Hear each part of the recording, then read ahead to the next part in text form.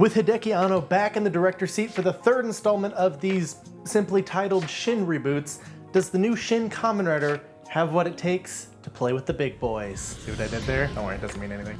Welcome to Superhero Time, your one-stop destination for news about tokusatsu that you actually care about. Fathom Events' two-night showcase of the highly anticipated third entry in the Shin movie franchise, Shin Kamen Rider, has come and gone for those lucky enough to A, be free to see it on one of the nights it was offered, B, actually get to see it, and of course C, you live or you made a special trip / vacation to the United States. Spoilers aside, I was able to catch it on the second night, and if you made any kind of crazy trip or put yourself out to see this, probably really wasn't worth it. But I want to hear about your story in the comments below. What did you think of Shin Kamen Rider if you saw it? But try to keep it spoiler light for our UK and other territory friends, please. So I reached out personally to Fathom Events to see if I could map out where this movie fell domestically in terms of the box office. Just because, the box office doesn't always have it for these types of events. However, I received this in response. Unfortunately, we're not publishing the box office numbers currently. In addition, we can only speak to the US/Canada as that is where Fathom handled the distribution. There are no more showings scheduled at this time. Damn, double sorry to those UK and other territory friends.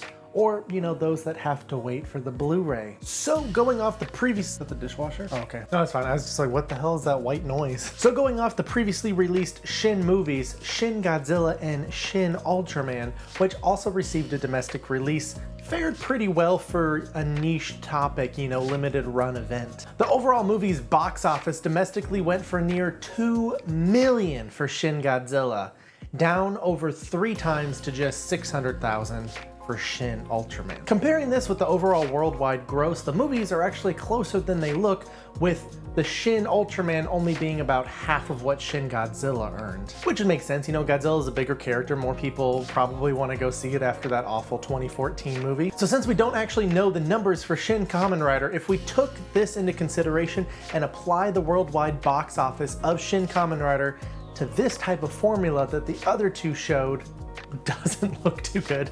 Now, before you me down in the comments, I do want to point out that the initial release of Shin Godzilla was through Funimation Entertainment. And instead of showing the film over, just 2 days, they pushed it from originally a week to a month, from October 11th, 2017 to November 6th, with more flexible times as well. And it's worth noting too that Shin Ultraman's release, which was over only just 2 days, had a distinct difference between the day showings. The showings on January 11th, 2023 were screened in the original Japanese with English subtitles, while the screenings on January 12th were screened with a new English language dub. So in just 2 days, to bridge nearly 1/3 of the overall earnings domestically for Shin Godzilla, which had a month again of dates and showings, it's amazing.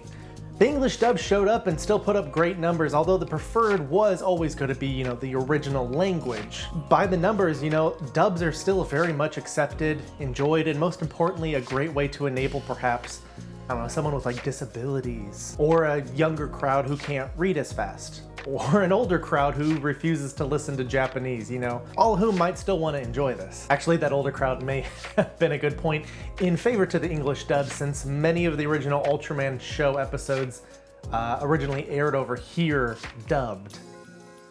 But the reason I wanted to discuss this topic today, other than having just seen the film myself, was I feel as large as the reception to both Shin Godzilla and Shin Ultraman were in the fandom, and frankly outside of it too, Shin Kamen Rider felt bigger, even more anticipated. Which is crazy to say the least, because I feel Godzilla is an iconic character known all over the world, and Ultraman is a lot bigger in the world than I think any of us realize. No, not that kind of big.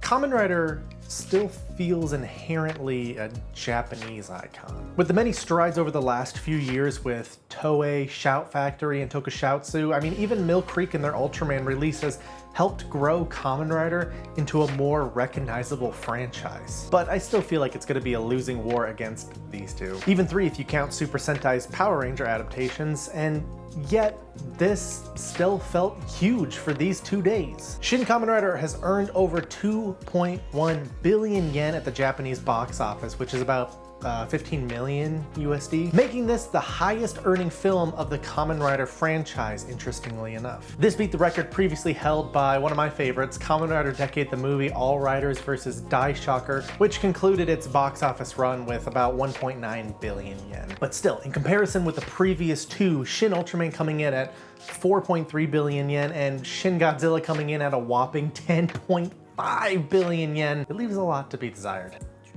Test. This franchise kind of feels like one of those scary movies they made back in the 80s for like next to nothing and then pumped out sequels that returned less and less as they went along. There's too many to name. Sequel title for Shin Kamen Rider. Henshin Kamen Rider. Oh, the teleprompter says Karen Rider. Nice. There you go, that's another idea. Oh, but then you can have Shin Kamen Rider, Henshin Kamen Rider, and then you can have Chōhenshin Kamen Rider. But there's probably not going to be a next one. Get it?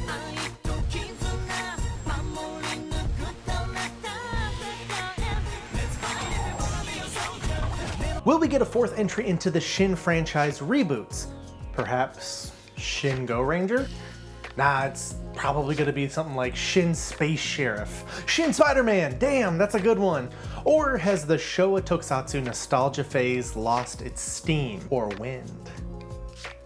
Kaze. Kaze means wind. Perhaps showing explicit gore in the trailer alienated family-friendly audiences too. I mean, Shin Ultraman kept all of its dirty secrets in the movie. Until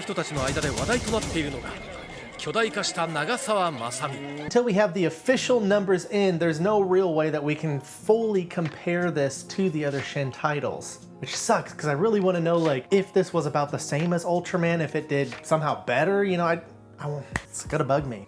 But thanks as always for watching until the end of this video. Maybe I'll do another giveaway for the newly announced Kamen Rider Black RX on Blu-ray. It's Kamen Rider Black, 8 years later.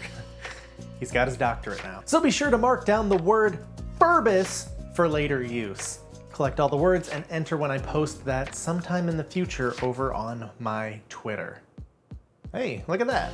And finally, a shout out to these beautiful and perfect Patreon supporters.